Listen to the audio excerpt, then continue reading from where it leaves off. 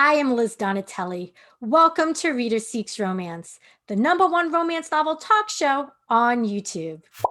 In this episode, I chatted with June, who writes LGBT romance under the name Heidi Cullinan. I asked June about her male-male romance, The Bookseller's Boyfriend. June chatted about the teacher who encouraged her to read romance.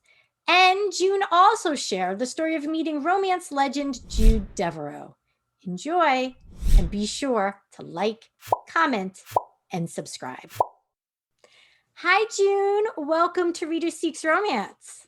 Hi, thanks for having me. It's a pleasure. Now, you write romance as author Heidi Cullinan. Yes. And I just read The Bookseller's Boyfriend, your most recent novel, and I'd love you to tell me what it's about. Best-selling author Rasul Yusuf has been basically banished to Copper Point by his agent because he's not producing his work.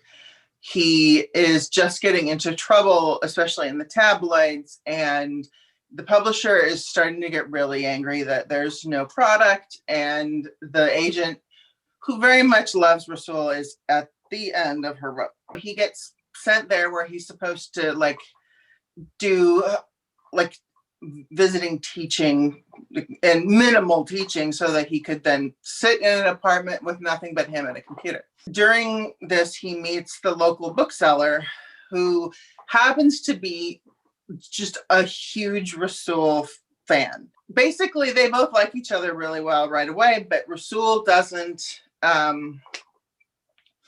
Rasul wants to date him, but Jacob says no because you're my hero. But for plot reasons, Rasul needs to seem taken for the same publicity he's trying to get away from. And so Jacob agrees to fake date him, which Rasul is always like, anytime you want to make this real, and Jacob sticks to his guns because he doesn't want to meet it's already bad enough that he met his hero. If he dates him, it would ruin this big light in his life. Now, Rasul and Jacob, when they meet, their meet cute, to me, felt strongly reminiscent of the one between the characters played by Julia Roberts and Hugh Grant in Notting Hill. Was that intentional? It wasn't intentional, but I saw it years and years ago. So, I really don't know where the weird things my brain pulls stuff from. And so I'm sure that there is a little USB connection in there somewhere in my crazy noggin that did something, but it was not conscious, let's say that. Jacob resists a romance with Rasul in part because Rasul is an author who means so much to him and got him through some difficult times in Right. his work. And so you explore that adage, never meet your heroes, throughout the novel. Do you agree with Jacob, and would you prefer to not meet your heroes? Oh yeah, 1000%. It's Neil Gaiman who said that, and he's one of my heroes. So I have no, I guess if I can't fathom how this would ever happen, but I guess if we were somehow in the same event and I was supposed to talk to him as part of doing my job, then I would do it. But I would honestly try to just be really polite and not have much engagement, because it's just best for him to live as this individual in my mind. I really am just a fuddy-duddy at heart. That's the honest truth. I just don't change anything. That's my motto. You kind of sound like you're a Virgo. Are you a Virgo? Oh, yes, I am. You are a Virgo? I knew it. I'm a Leo-leaning Virgo. Oh, you're a Leo-leaning Virgo. I knew you had with a Scorpio rising. Okay. And a Cancer moon. So I just like you to chew that one down. Yeah, I don't it's think a fun time up in this house. I don't think I am. My birthday's August 28th, so I'm an August. Go ahead.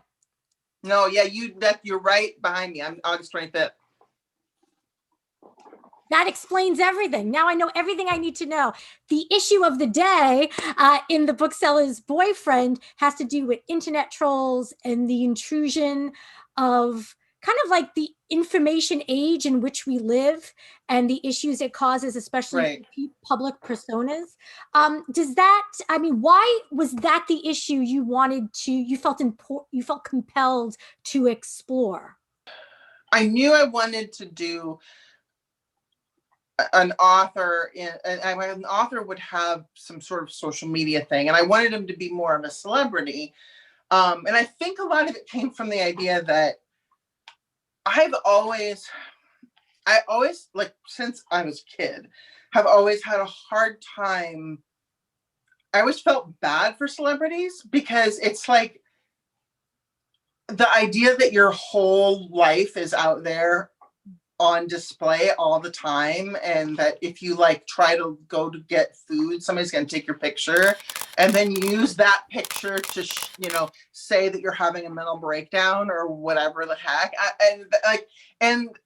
And social media has just made all of that worse. This really stems from the whole careful how you meet your heroes thing, because it's not even just heroes. It's like it got to the point where it was really hard for me to find books I liked because I was so into book Twitter, like all over. And I just feel like all I saw was other people's underwear. And I didn't want to read their books anymore. And I'm like, I was so much happier when I didn't know anything about this person. I think writing that book too, like, taught me, it helped me, give me mental permission to turn things off that were stressing me out.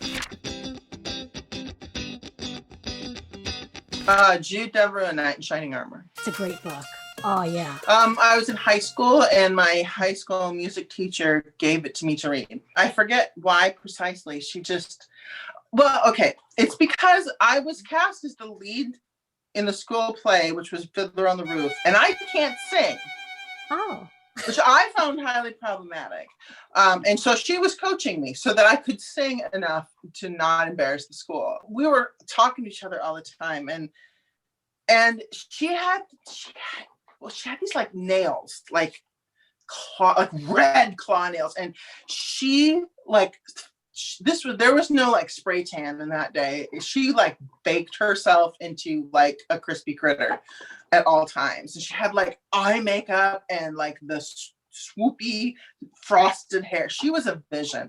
And she like would always be like, "Oh, Heidi, you have to, and here's this book, and you have to read." Like the claws were really impressive. She's very nice, but and I kind of was like, at first I was like, I don't know about this, but I read it and I was like, oh, that's pretty good. So then I read everything that Jude Devereux had written. Awesome. I'm assuming you would never want to meet Jude Devereux. I did a little. It was a bit of a mistake.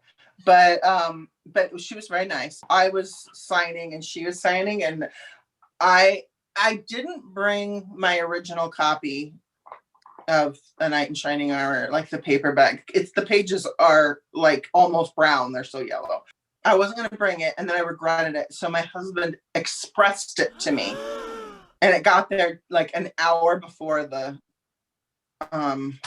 signing. And so I brought in my book and got a photo with her, and her eyes were closed. I told her, like, you're the reason I started writing. And she sort of just like blinked at me. And I'm like, I relate. That would be my response. I'd be like, I don't know what to do with that.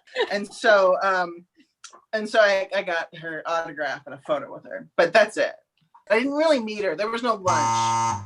That would have been, I would have like been sick. I would have skipped that one. Well, it has been a sincere pleasure to chat with you, Jude. Thanks for having me.